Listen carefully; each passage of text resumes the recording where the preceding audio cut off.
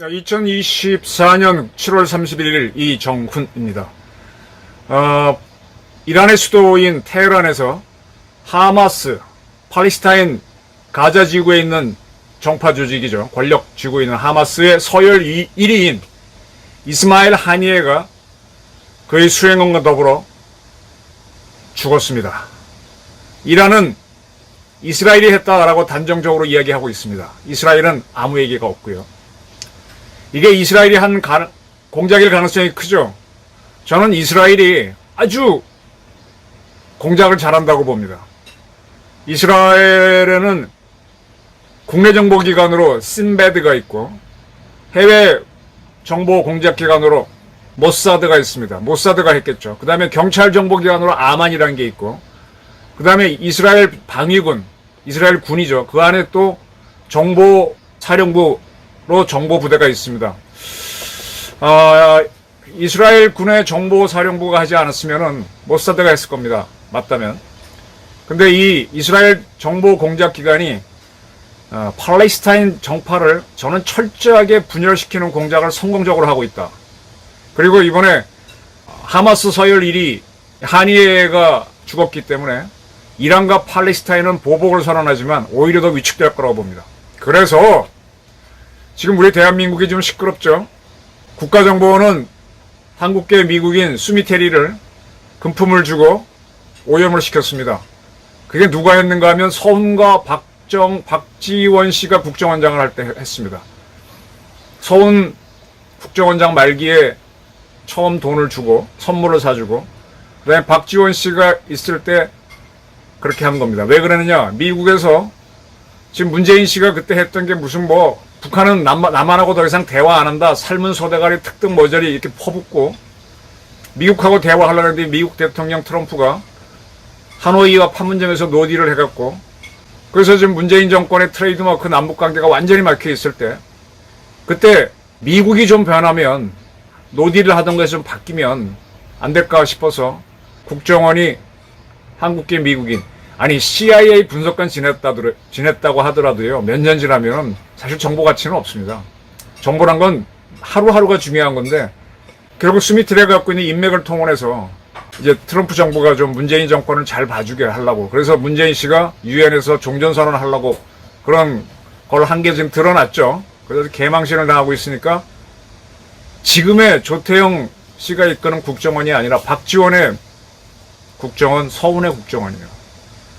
그러니까 지금 정보사가 군무원이, 현역 출신의 군무원이 블랙 요원, 화이트 요원 명단을 자기 개인 PC에 갖고 있다가 해킹당하는 형태로 북한 공작 조직의 그 명단이 올라가 있는 거를 국군 사이버 사령부가 분명한 우리 해커가 발견해서 어쩌고저쩌고 시끄럽습니다.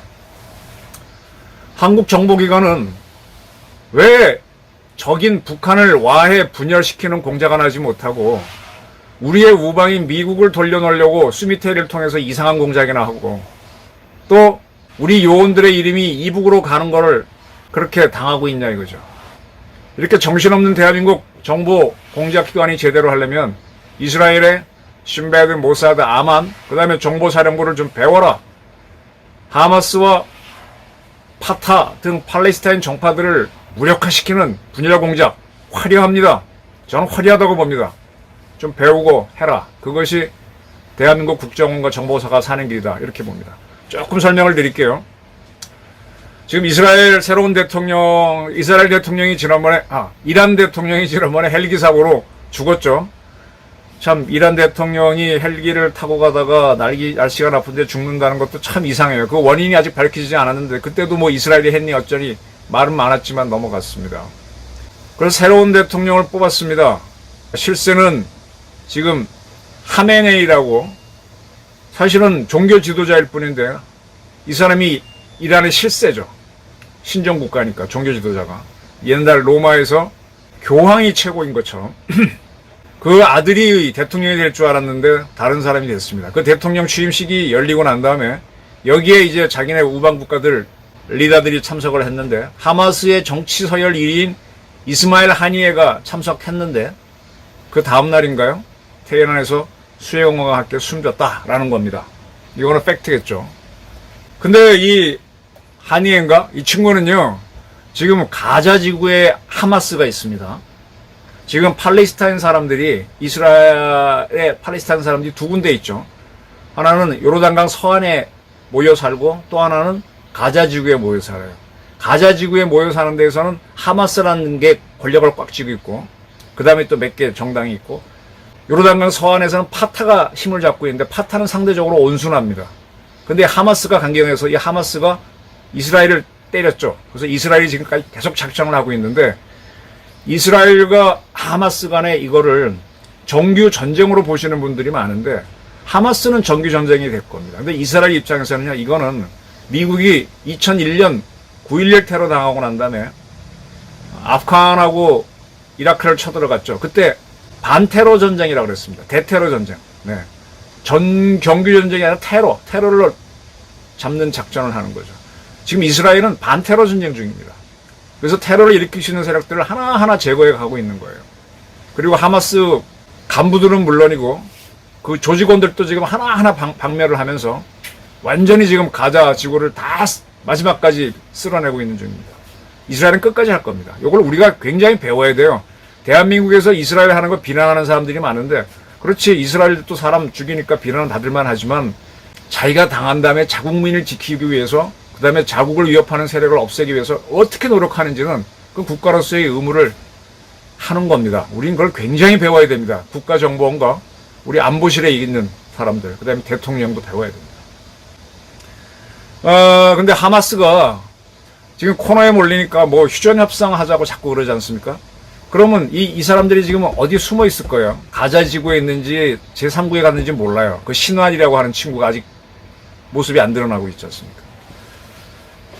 근데 어떻게 협상을 하느냐? 이 이스마일 하니에가 늘 그럴 때마다 나왔는데, 이 친구는 가자 지구에 살아온 게 아니라 카타르에서 살아왔어요. 카타르는 친미국가로 보시면 됩니다. 카타르가 그의 망명을 받아줬다고 보시면 되죠. 우리도 옛날에 김대중 씨 망명을 일본서 받아줬었고, 박정희 때, 전두환 때는 미국이 받아줬었어. 저는 그 카타르에 있으면서 이란으로 날아가서 이란 대통령 취임식에 축하하러 간 겁니다. 그러면서 하마스를 대신해서 휴전협상 하자라는 주장을 하고, 그런 게 휴전협상 뭐 관련 회의가 열리면 자기가 가는 거죠. 가자에 있는 하마스에 누가 오는 게 아니라. 이게 서로 짜고치, 그래서 정치국장이란 정치 외교 담당하는 그런 역할을 하는 사람입니다. 이 사람이 원래 하마스에서 총리가 됐다가 해임되면서 카타르로 나와가지고 이렇게 활동하고 있습니다. 대외적으로는 하마스를 대표하는데, 과연 하마스가 그가 결정한 걸 따라가는지 따라놓을 가능성이 매우 크죠. 지금 뭐 이란 입장에서는요, 지금 이렇게 이 사람이 죽었다는 건 어떻게 비유하시면 제일 좋은가 하면은, 그 연도가 1974년인가요? 제1교포 문세광이가 남산에 있는 국립극장에 와서 박정희 대통령을 향해서 광복절날 총을 쐈습니다. 박 대통령은 피해서 살았고, 유경수 여사가 그날 숨졌습니다. 그거와 비슷합니다. 문세광 사건은 제가 몇 번 아주 자세히 다뤘다고 말씀드렸죠. 문세광은 그 집안 자체가 민단 계열입니다. 조청년계가 아니에요. 그런데 1970년, 71년 이때 대한민국에서는 운동권 대학생이 극히 소수, 서울대학교 몇 명 제외하고는 없었어요. 서울대 연고대 몇 명 제외하고는 없었어요. 근데 일본에 있는 한국계 젊은이들은 박정희가 독재한다 하고 해서 좀 더 강한 민주화 의식을 갖고 있었습니다. 문세광은 제 기억인데 상업고등학교를 나오고 대학을 안 갔어요. 상고는 이름이 생각이 안 나네. 그러면서 이제 박정희가 독재한다는 것에 대한 불만을 갖고 있으면서 오사카 이코노쿠 구, 우리도 부산에 가게 되면 영도구 뭐 구가 있죠. 이코노쿠라는 구에서, 이름까지는 제가 기억이 안 나는데 김아무개 조청년 간부를 만나죠. 박정희가 싫으니까. 그래서 그 친구가 이제 너 박정희 뭐 한번 해볼래? 죽여볼래? 이렇게 하니까 자기가 그런 결심을 하죠. 젊은 나이니까. 그래서 일본의 팥줄소를 침입해서 권총을 훔쳐갖고 나옵니다. 그리고 권총집은 오사카에 가게 되면은 그 강들이 많죠. 도톤부리 있는 데도 있고 뭐 거기 어디다 버렸을 겁니다. 그리고 총은 분해해가지고 한국을 갖고 들어오자. 그리고 이제 박 대통령을 저격하는 겁니다. 그래서 이 문세광을 잡았을 때 문세광이가 민단계니까 참 그게 복잡했어요. 문세광이가 박정희, 유경수를 쏜 거는 북한을 위해서 쏜 거야. 근데 이 사람은 일본에서 왔기 때문에 일본에서 이런 사람이 총을 들고 나가도록 물론 몰래 한 거지만 허용된 거는 일본의 책임이야. 그럼 우리는 보복을 북한한테 해야 되느냐 일본한테 해야 되느냐 이게 굉장히 문제가 되는 거죠. 그때 일본이 굉장히 사과를 하고 그랬어요. 자기네 사법당국이 불법 행위를 하는 사람들 늘 단속해야 되는데 총을 가지고 나가도록 경찰총을 훔쳐간 것도 몰랐고 사과를 했었습니다. 그럼 그때 우리는 북한을 때렸냐? 글쎄요, 뭐 HID 동원해서 북한을 때렸다는 건 저는 못 들었습니다. 일본하고도 뭐 그러고 지나갔습니다.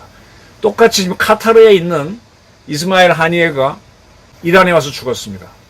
그러면 지금 이란이 이스라엘을 때리겠다고 하는 거는 문세광 사건 때 대한민국이 이북을 때리겠다는 거고, 근데 카타르 입장에서는 자기 사람이 가서 죽은 거니까 카타르한테 미안해야 돼요. 왜냐하면 제가 외국에 가게 되면은 우리나라 여권에 우리 국민들을 그 나라 사법당국은 보호해주세요 돼 있지 않습니까?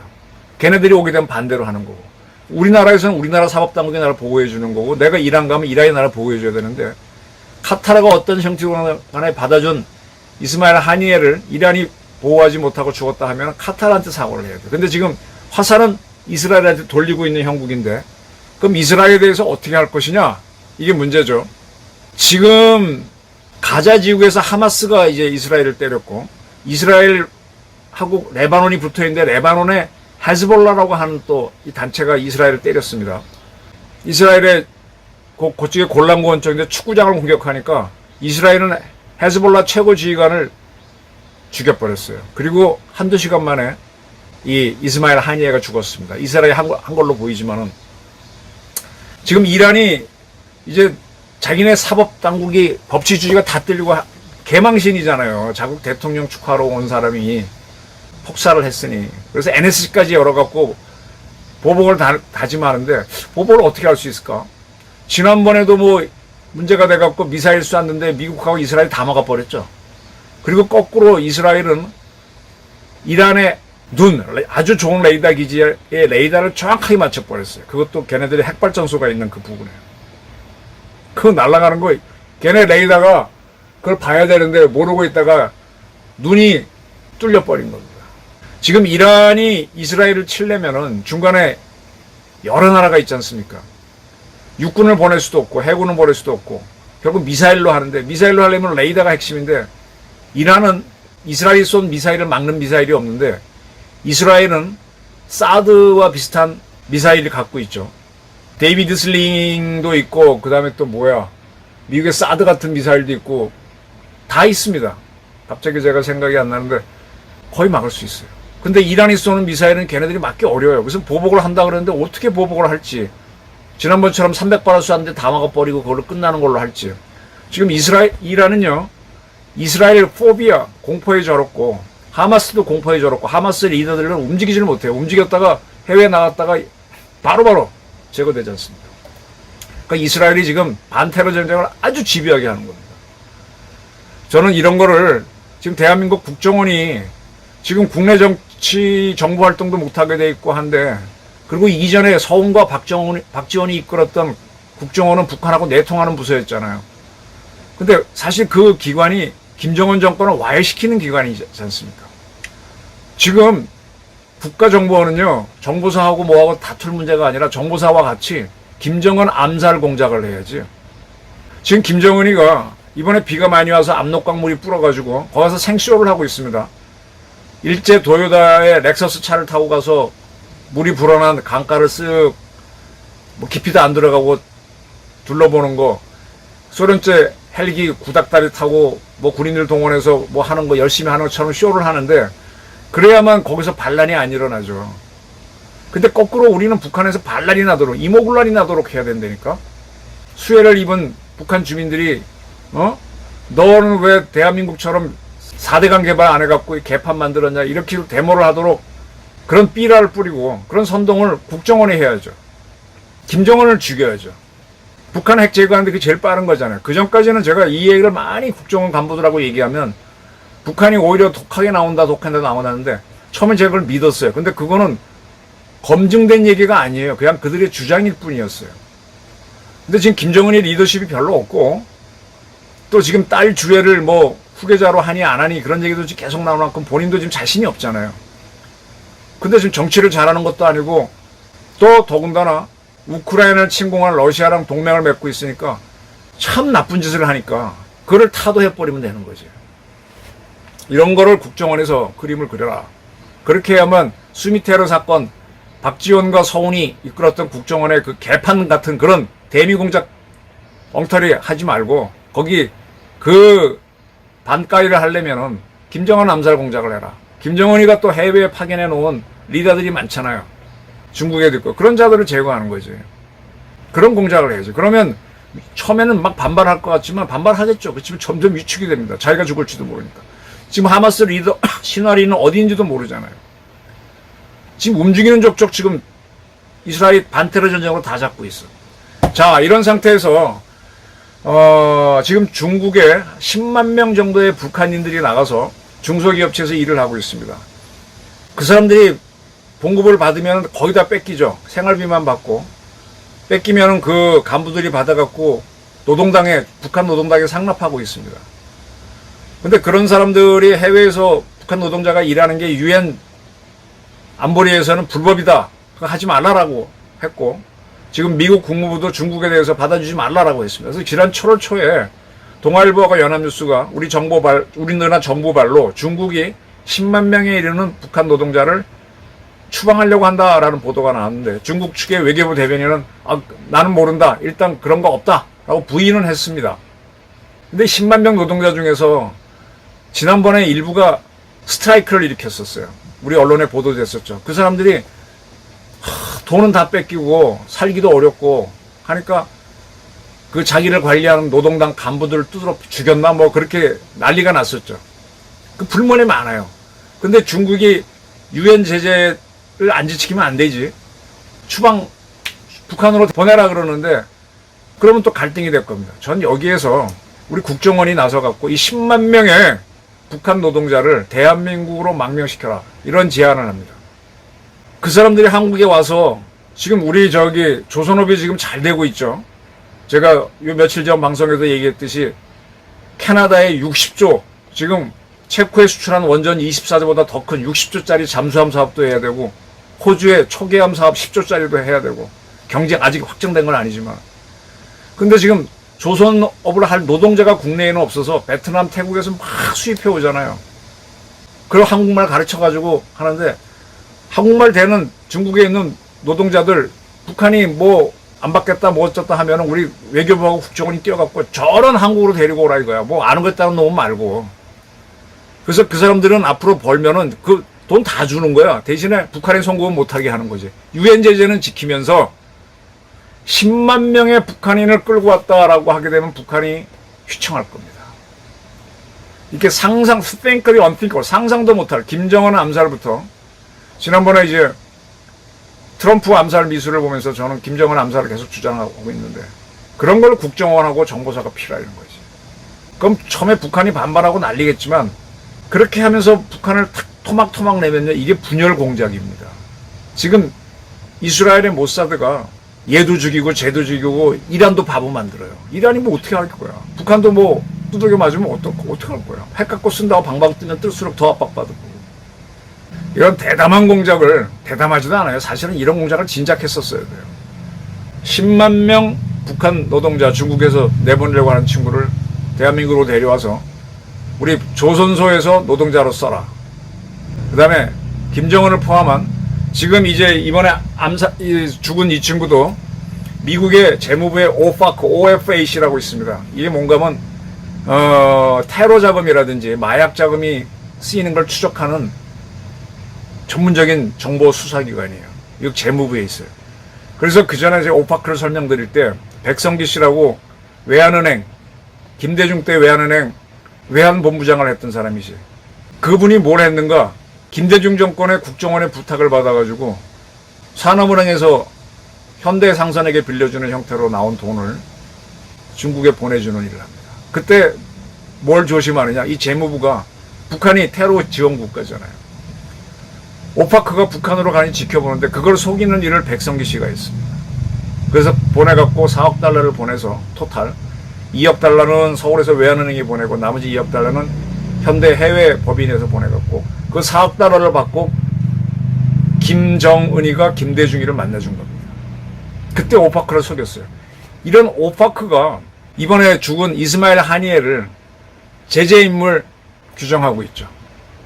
테러인물로 보고 있는 겁니다. 똑같이 우리나라도 지금 김정은을 포함해서 북한의 이 군부나 정보수석에 있는 애들을 다 이렇게 찍어놨죠. 뭐라고 찍었는지 제가 명사가 기억이 안 나는데 그런 자들을 탁탁 제거하는 거예요, 국정원이. 그러면 처음엔 김정은이 반방 뜨겠지만 굉장히 위축될 겁니다. 그 겁쟁이 자식이. 10만 명에 이르는 북한 출신 중노동자를 한국으로 데려오고 러시아에도 지금 저는 블라디보스토크 여러 번 갔다고 말씀드렸지 않습니까? 길거리 걸어가다 보면 이거 동무 이거 어떻게 하는 거야? 막 북한 노동자들이 길거리에서 뭐 공사하고 있다가 하는 말이 막 들려요. 그 친구들도 벌어갖고 북한에 다 보내주고 뺏기고 있는데 그 친구들도 데리고 오는 공작을 하고 옛날에 벌목공들 데리고 오는 게 러시아에서 말하죠. 그게 바로 그거였습니다. 지금 진짜 북한을 흔들어야 할 때입니다. 우리 국정원이 모사드가 이번에 이스마일 하니에를 암살한 게 맞다면 옛날에 모사드와 경쟁하는 게 대한민국 안기부였는데 지금 완전히 순둥이 봉급장이가 됐는데 대개혁을 해서 조태영 국정원장이 김정은 제거 공작, 북한 분열 공작을 과감하게 해주기를 바라는 바입니다. 감사합니다.